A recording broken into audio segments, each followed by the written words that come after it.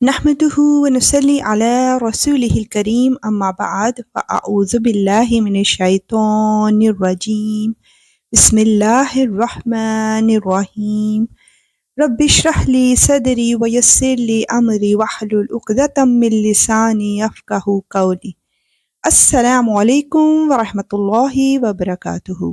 تو آئیے جانتے ہیں کہ آج اللہ سبحانہ و تعالی ہمیں اپنی آیات کے ذریعے کن چیزوں سے آگاہ کر رہا ہے۔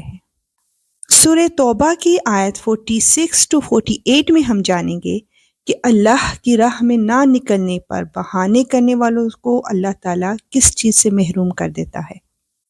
اگر ان کا ارادہ نکلنے کا ہوتا تو اس کے لیے انہوں نے کچھ نہ کچھ تیاری کی ہوتی، لیکن اللہ نے ان کا اٹھنا پسند ہی نہیں کیا، اس لیے انہیں سست پڑا رہنے دیا اور کہہ دیا گیا کہ جو اپاہج ہونے کی وجہ سے بیٹھے ہیں ان کے ساتھ تم بھی بیٹھے رہو۔ اگر یہ لوگ تمہارے ساتھ نکل کھڑے ہوتے تو سوائے فساد پھیلانے کے تمہارے درمیان کوئی اور اضافہ نہ کرتے اور تمہارے لیے فتنہ پیدا کرنے کی کوشش میں تمہاری صفوں کے درمیان دوڑے دوڑے پھرتے، اور خود تمہارے درمیان ایسے لوگ موجود ہیں جو ان کے مطلب کی باتیں خوب سنتے ہیں، اور اللہ ان ظالموں کو اچھی طرح جانتا ہے۔ ان لوگوں نے اس سے پہلے بھی فتنہ پیدا کرنے کی کوشش کی ہے، اور یہ تمہیں نقصان پہنچانے کے لیے معاملات کی الٹ پھیر کرتے رہتے ہیں، یہاں تک کہ حق آیا، اللہ کا حکم غالب ہوا اور یہ کڑتے رہ گئے۔ سبحان اللہ، بے شک یا رب العالمین جو خوشی سے نیکی کرنا نہیں چاہتا تو بھی اسے اس نعمت سے محروم کر دیتا ہے، اور وہ نقصان اٹھانے والوں میں سے ہو جاتے ہیں۔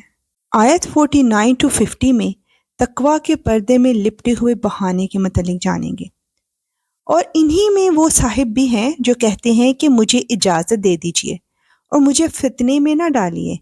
ارے فتنے میں ہی تو یہ خود پڑے ہوئے ہیں، اور یقین رکھو کہ جہنم سارے کافروں کو گھیرے میں لے لینے والی ہے۔ اللہم اجرنی من النار۔ اگر تمہیں کوئی بھلائی مل جائے تو انہیں دکھ ہوتا ہے، اور اگر تم پر کوئی مصیبت آ پڑے تو کہتے ہیں کہ ہم نے تو پہلے ہی اپنا بچاؤ کر لیا تھا، اور یہ کہہ کر بڑے خوش خوش واپس چلے جاتے ہیں۔ اللہ اکبر۔ آیت 51 to 52 میں ہم دیکھیں گے کہ مومنوں کا مقدر کتنا خوبصورت ہے، ہارے بھی تو بازی جیت جاتے ہیں۔ کہہ دو کہ اللہ نے ہمارے مقدر میں جو تکلیف لکھ دی ہے، ہمیں اس کے سوا کوئی اور تکلیف ہرگز نہیں پہنچ سکتی، وہ ہمارا رکھوالا ہے، اور اللہ ہی پر مومنوں کو بھروسہ رکھنا چاہیے۔ کہہ دو کہ تم ہمارے لیے جس چیز کے منتظر ہو وہ اس کے سوا اور کیا ہے کہ آخر کار دو بھلائیوں میں سے ایک نہ ایک بھلائی ہمیں ملے گی، اور ہمیں تمہارے بارے میں انتظار اس کا ہے کہ اللہ تمہیں اپنی طرف سے یا ہمارے ہاتھوں سزا دے، بس اب انتظار کرو، ہم بھی تمہارے ساتھ منتظر ہیں۔ سبحان اللہ۔ جب مومن اللہ کی راہ میں جنگ کرتا ہے، اگر وہ جیت جائے تو فتح نصیب ہوتی ہے، اور اگر وہ اس میں شہید ہو جائے تو شہادت کا رتبہ حاصل ہو جاتا ہے۔ اللہ اکبر۔ آیت 53 to 54 میں ہم جانیں گے کہ منافقین کے انفاق کے متعلق کیا حکم آیا ہے۔ کہہ دو کہ تم اپنا مال چاہے خوشی خوشی چندے میں دو یا بددلی سے، وہ تم سے ہرگز قبول نہیں کیا جائے گا۔ تم ایسے لوگ ہو جو مسلسل نافرمانی کرتے رہے ہو، اور ان کے چندے قبول کیے جانے میں رکاوٹ کی کوئی اور وجہ اس کے سوا نہیں ہے کہ انہوں نے اللہ اور اس کے رسول کے ساتھ کفر کا معاملہ کیا ہے، اور یہ نماز میں آتے ہیں تو کسمساتے ہوئے آتے ہیں، اور کسی نیکی میں خرچ کرتے ہیں تو برا مناتے ہوئے خرچ کرتے ہیں۔ سبحان اللہ۔ آیت 55 to 57 میں منافقین کی اذیت ناک زندگی سے پردہ اٹھایا جا رہا ہے۔ تمہیں ان کے مال اور اولاد کی کثرت سے تعجب نہیں ہونا چاہیے، اللہ تو یہ چاہتا ہے کہ انہی چیزوں سے ان کو دنیاوی زندگی میں عذاب دے اور ان کی جان بھی کفر ہی کی حالت میں نکلے۔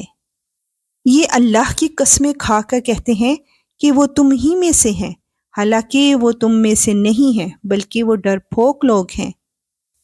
اگر ان کو کوئی پناہ گاہ مل جاتی یا کسی قسم کے غار مل جاتے یا گھس بیٹھنے کی اور کوئی جگہ تو یہ بے لگام بھاگ کر ادھر ہی کا رخ کر لیتے۔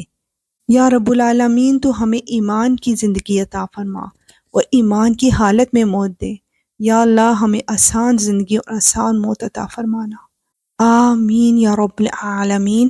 انشاءاللہ ملیں گے نیکسٹ آیات کے ساتھ۔ اب اجازت، وآخر دعوانا ان الحمد للہ رب العالمین۔ سبحانک اللہم وبحمدک، اشہد ان لا الہ الا انت، استغفرک واتوب الیک۔ السلام علیکم ورحمۃ اللہ وبرکاتہ۔